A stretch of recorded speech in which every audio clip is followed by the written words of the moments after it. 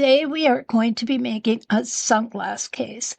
A perfect time of year for it. And this is our Q3 box. And that's going to be where we're going to put 16 rotations.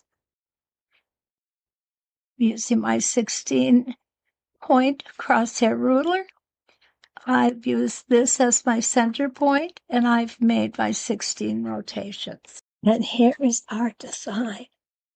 Isn't that beautiful? I love this design.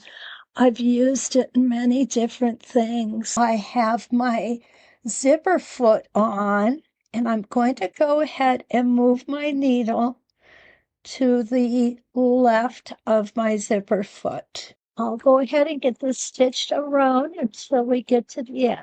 So this is where we're at now. This is where we turn our project right side out.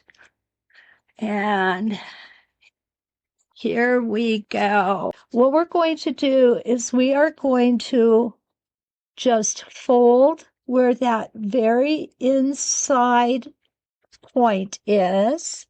We're going to fold that up.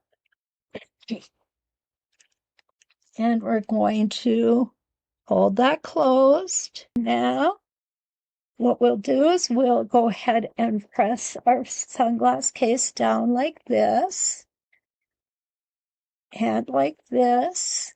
And you'll see that the snaps went ahead and snapped up, but we have completed our sunglass case.